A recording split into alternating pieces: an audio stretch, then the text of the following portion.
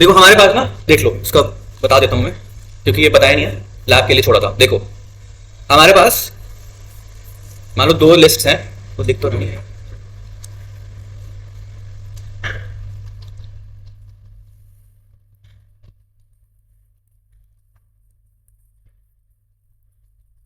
देखो दो लिस्ट हैं हमारे पास और दोनों सॉर्टेड है।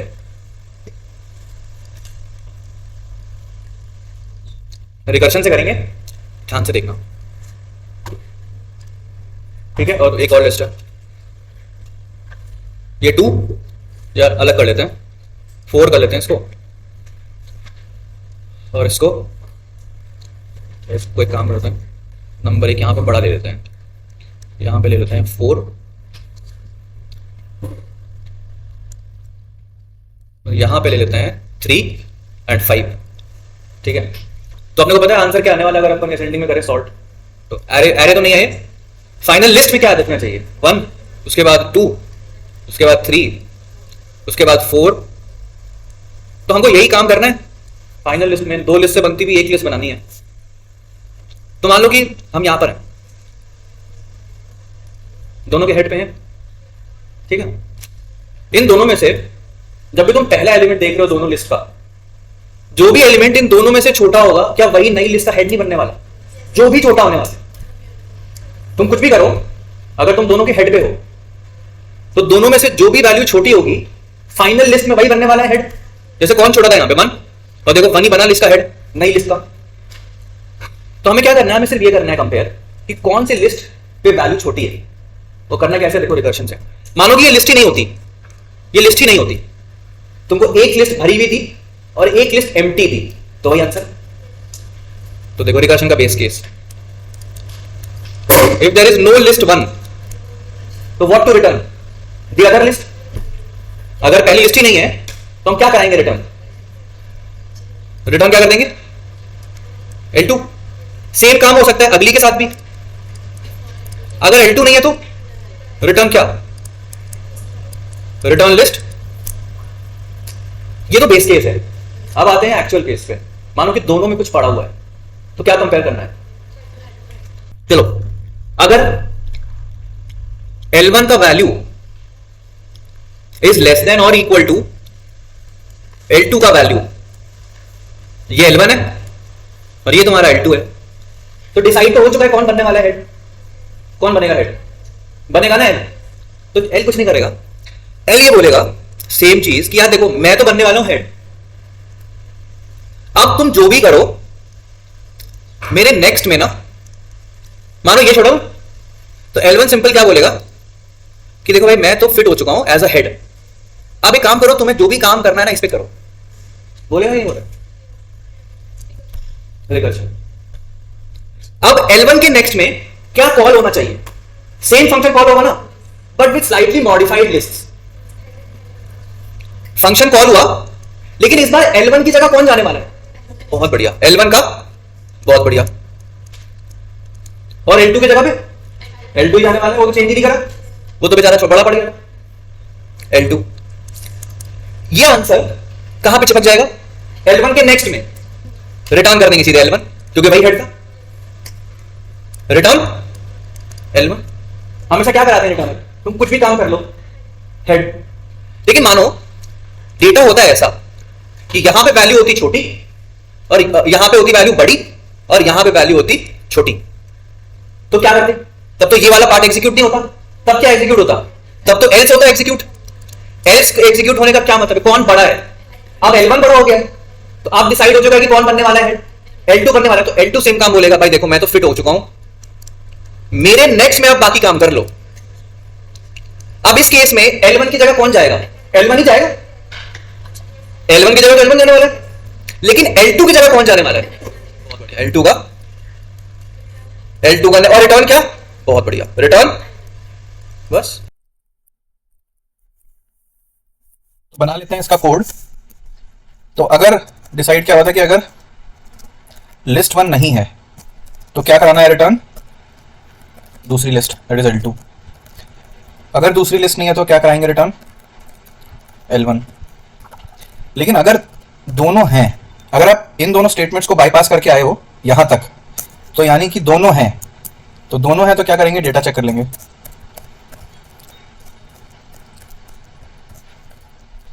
अगर L1 का वैल्यू L2 के वैल्यू से छोटा या बराबर है तब भी हम L1 को ही बनाएंगे करंट हेड।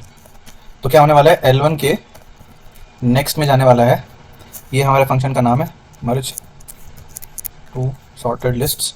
यहाँ भेजेंगे हम L1 का नेक्स्ट एंड L2 और रिटर्न करेंगे लास्ट में L1, क्योंकि वही हेड है करंट।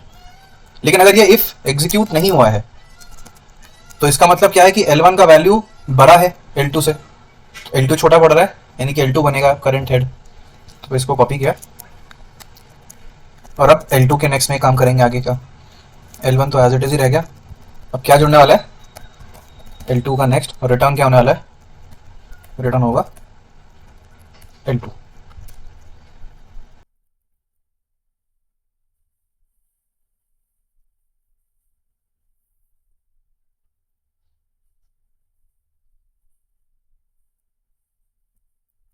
सबमिट कर देते हैं उसको।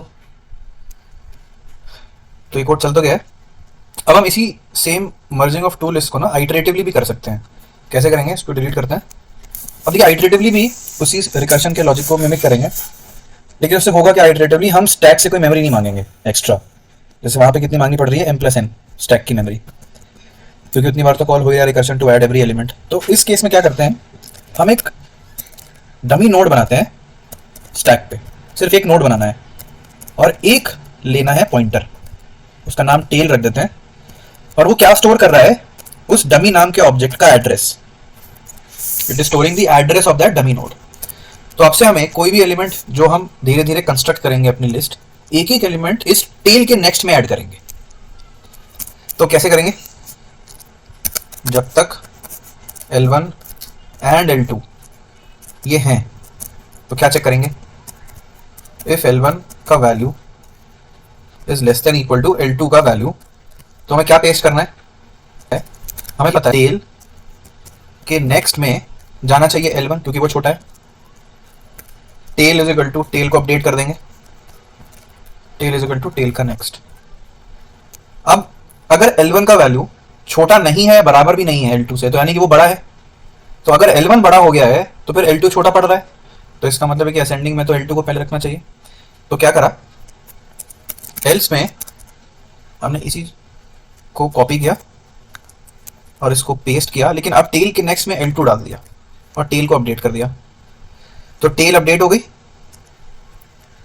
और एक चीज और करनी है कि यहां से L1 is equal to L1 का नेक्स्ट, और यहां पे करना है L2 is equal to L2 का नेक्स्ट। ये क्यों किया, देखिए यहां पे जब हमने L1 का वैल्यू जोड़ा है तो यानी कि एक एलिमेंट L1 का यूज कर लिया, तो now we are moving on to the next element of L1।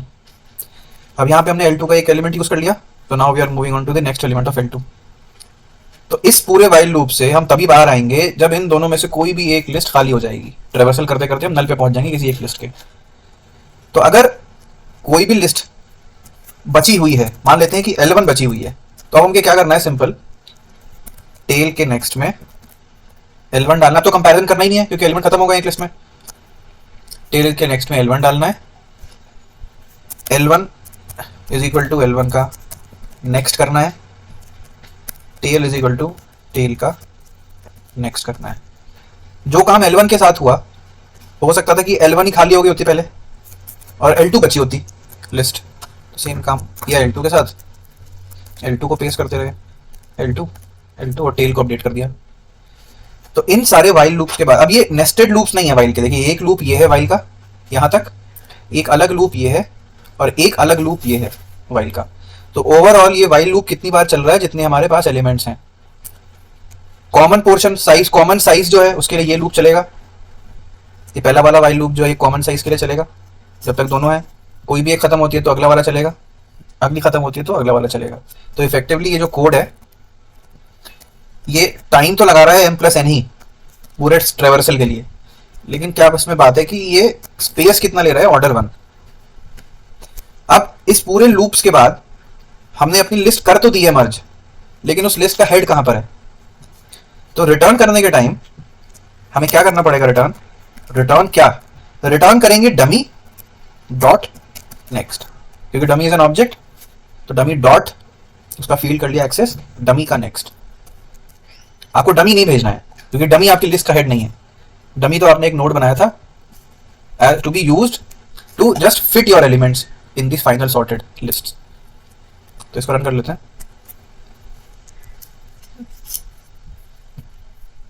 Submit कर देते हैं इसको।